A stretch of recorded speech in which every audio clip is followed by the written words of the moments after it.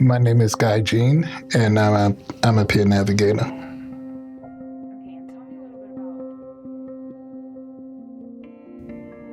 Well, our intention is to basically helping to empower people that are HIV positive, helping teaching them how to take control of their lives and not allowing the HIV to take control of them.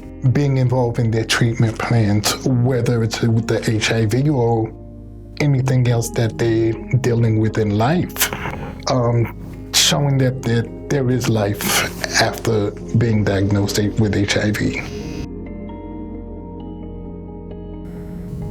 I've always been a people person. I love people. I love working with people. And also, somebody took the time to guide me.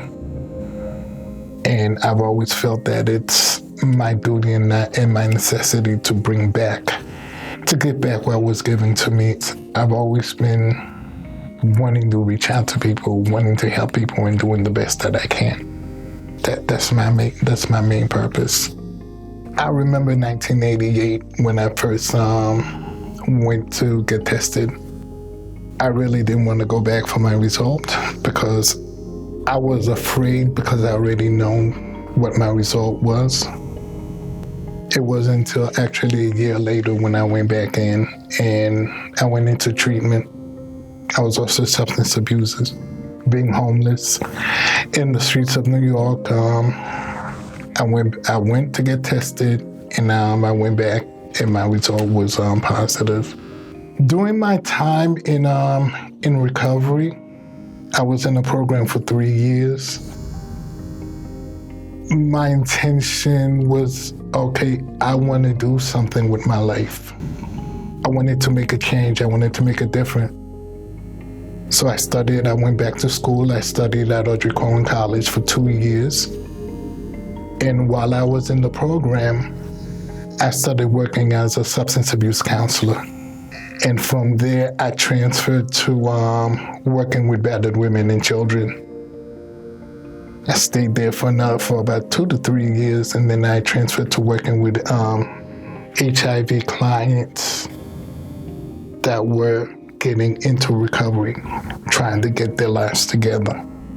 And that's where it started from in 1991, when I first went into treatment. That's where my life changed and my life began. And here I am today. I mean, I've been through many different phases.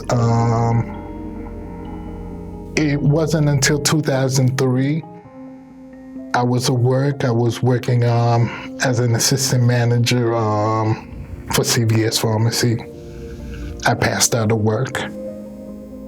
And when I came through, I had the paramedics over me and ended up taking me to the hospital. I had a temperature 106 or 107. After 3 days, the doctors asked me for my family telephone number because they said that since they couldn't bring the fever down, they wanted to call my family to start making preparations for me. And I told them I'm not going anywhere. I ended up with PCP pneumonia. And I had shingles, and that's when at that time I was diagnosed with AIDS. So now I'm HIV/AIDS. And I had to realize I had to take my life serious. For a while, it was hard. Not because of accepting the virus. It was hard with dealing with the medications. And it comes time where I literally told my doctor I'm tired. A lot of times after I finished taking the medications, I felt like I had no life. And when I didn't take my medication, I was able to move around. I was able to do things. And I told them, well, you know what? I'd rather have quality of life instead of quantity of life. But I had support of some friends and also people from my other programs that kept on encouraging me, and I kept falling in and out and taking my medications. It was a struggle until one doctor asked me, why are you on so many medications? I said, well, that's what I was given. And he says, well, let's try the 1 pill a day and see how that works for you. And it started working, and I started getting my life back together until I came into, I moved down to Florida in 2012, and that's when I started coming at the specialty care clinic for treatment. And, being the person that I am and getting in contact with my case manager, she was like, well, they're thinking about bringing the program back. And my name was the first person that she thought of. And that's where it started at. And also the fact that I also speak Creole kind of helps also bringing in, because it's a struggle also with that community. It's still the stigma. We welcome anyone, people affected or affected by it, or people that just need to learn about it, whether they know someone that's affected or, whether they don't, but still would like to learn and would like to be able to reach out to somebody that's going through changes or needs someone to talk to, any kind of support. The program, basically, we